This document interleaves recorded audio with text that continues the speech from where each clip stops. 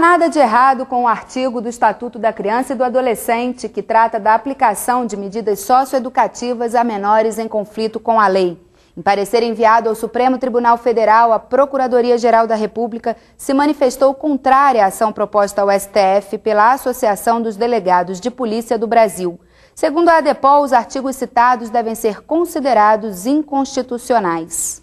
O artigo 121 do Estatuto da Criança e do Adolescente prevê medidas socioeducativas a menores em conflito com a lei. Elas devem ser aplicadas nos casos mais graves e excepcionais, em que a internação é considerada necessária. O ECA, no entanto, define limites. Crianças e adolescentes não podem ficar mais do que 3 anos em unidades de internação.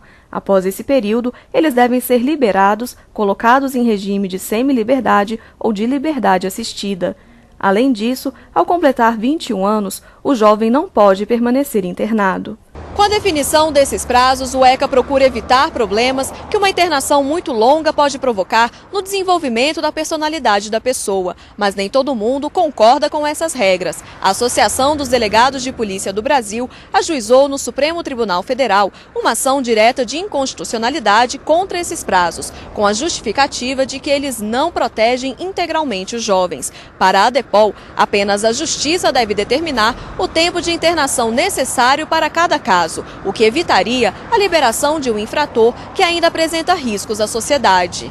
A Procuradoria-Geral da República enviou parecer ao Supremo contra a ação. De acordo com a vice-procuradora-geral, Débora Duprá, que assina o documento, uma das razões para fixar a duração máxima de 3 anos é que a Constituição brasileira não admite penas por tempo indeterminado. A Procuradora Federal dos Direitos do Cidadão lembra que, além desse impedimento legal, o objetivo da lei é reinserir o jovem infrator na sociedade no menor tempo possível. De forma alguma se pode colocar nas mãos de qualquer uma autoridade, né, de ter do jovem ou mesmo do adulto ficar apenado sem saber quanto tempo ele deve permanecer recebendo aquele castigo. É preciso dar oportunidade para que ele possa, em curto espaço de tempo, se recompor, ou seja, que ele possa, tendo ciência do crime e das faltas cometidas, ele possa se ressocializar, ele possa o mais breve possível voltar à comunidade. O Centro de Defesa da Criança e do Adolescente concorda com os argumentos do Ministério Público Federal. Segundo o advogado da entidade, os prazos previstos pelo ECA respeitam princípios constitucionais. Na verdade, o Estatuto da Criança e do Adolescente ele regulamenta, né, o artigo 227 da Constituição Brasileira, e esses parágrafos do artigo 121 buscam exatamente regulamentar uma parte do artigo 227 que fala dos princípios da brevidade, da excepcionalidade, né, da condição peculiar de pessoa em desenvolvimento do adolescente que comete infração, que precisa ser levado em consideração na aplicação da medida.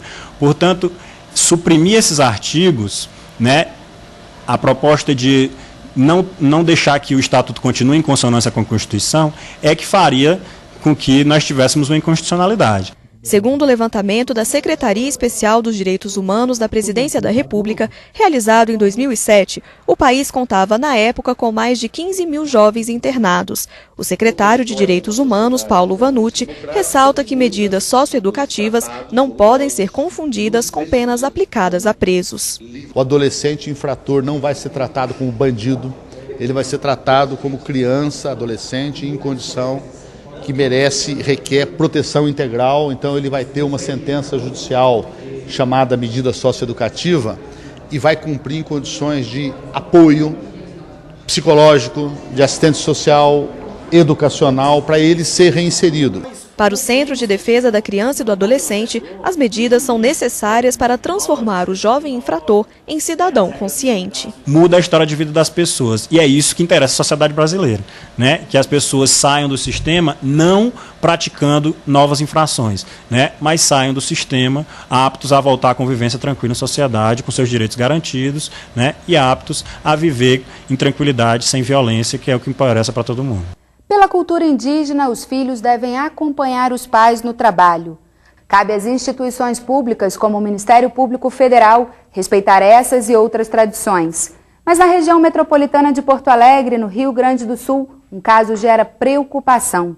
É que crianças e adolescentes, filhos de índios, são constantemente expostos ao perigo ao venderem produtos artesanais nas ruas.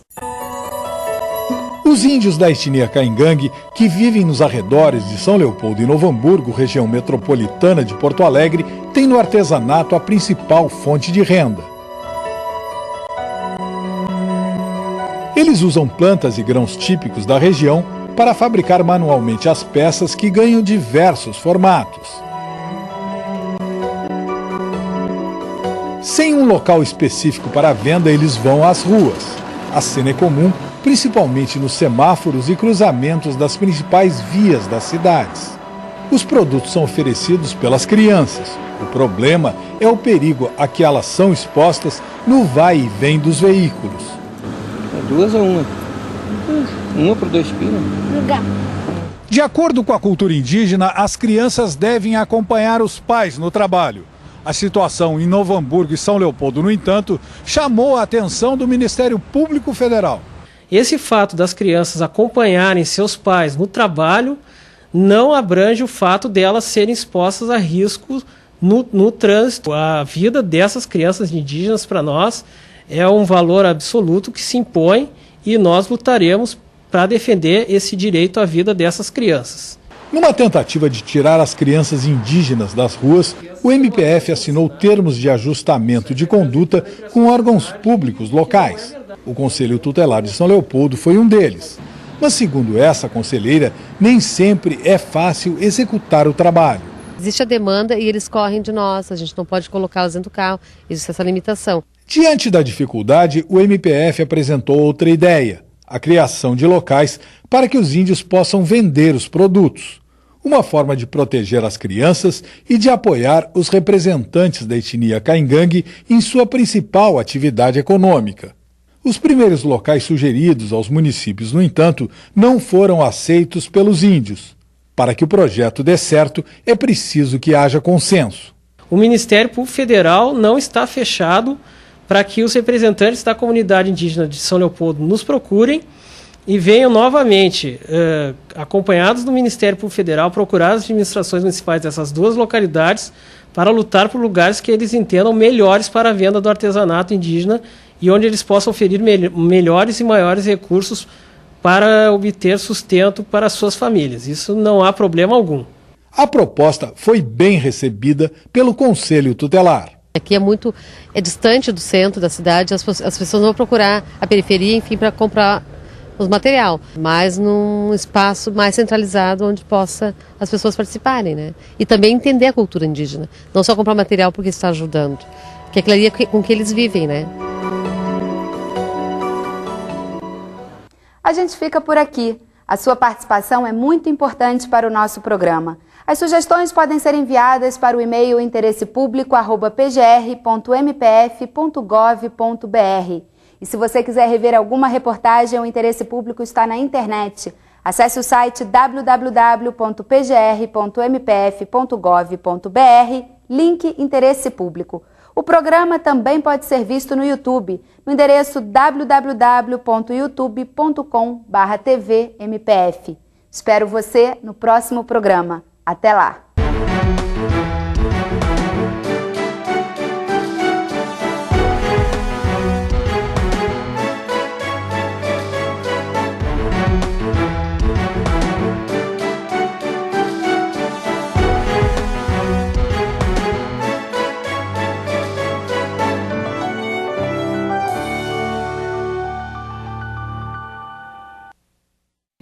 Música